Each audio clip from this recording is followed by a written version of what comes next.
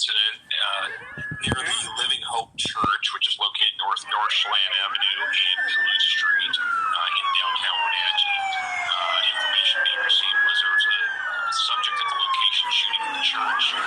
Officers arrived on scene and confronted the subject, and as a result, the subject, actually one officer was sustained non-life-threatening injuries as a result of the shooting, and then as a result, the suspect ended up was shot and fatally wounded by officers at the scene. So the suspect shot at the police while he was shooting at the church, or do they confront him and he turned on them, or how did that happen?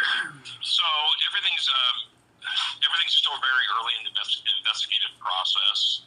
We're still trying to determine what exactly led up and how that confrontation actually originated between the officers and the suspect.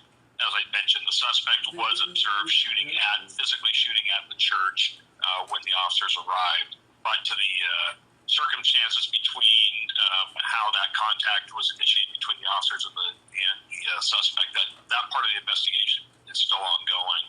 Any names being released at this point? No, they are not at this point. I see this was Wenatchee Police Department, but the Special Investigation Unit is in charge of this, or how's that working, Tyler? Correct. So since this was an officer-involved shooting, the North Central Washington Special Investigative Unit was activated to take over the investigation of the incident to comply with all the independent investigative standards that now are here within the state. So the Wenatchee Police Department's been removed from the investigative process, and the SIU team is heading the investigative process.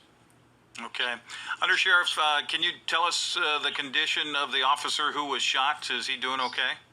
So my understanding is he is doing fine, and like I said, it was a non-life-threatening wound to a little lower limb that they sustained. I know you say that the investigation is early, and I'm sure you might not be able to provide any information, but of course the public is aware that we've had a gang-related possible shooting here just a few weeks ago in Wenatchee.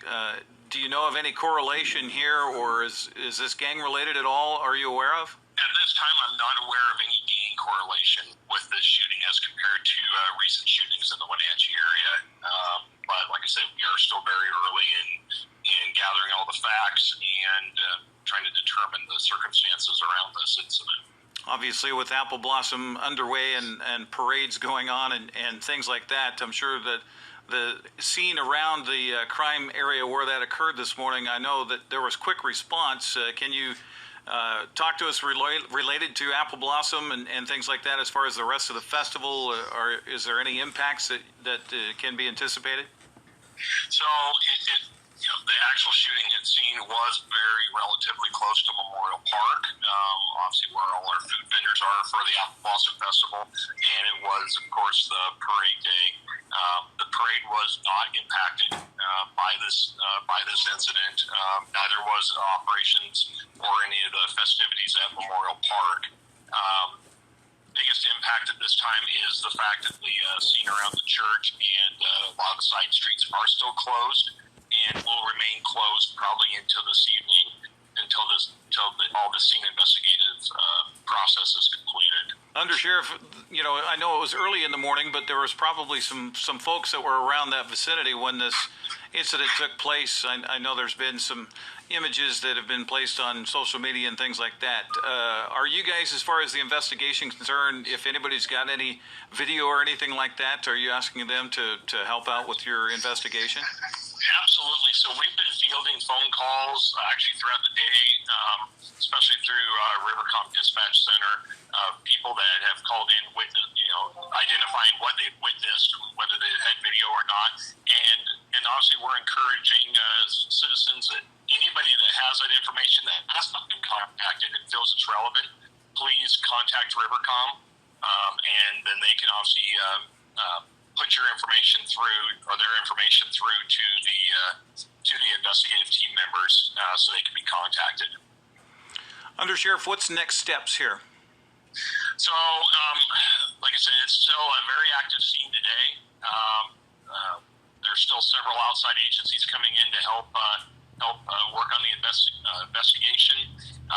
The scene's going to be active most likely into the early to late evening, and then once that's done, obviously we'll open up so the public can re-access through the area, and then the team members will conduct their normal follow-up as they would with any other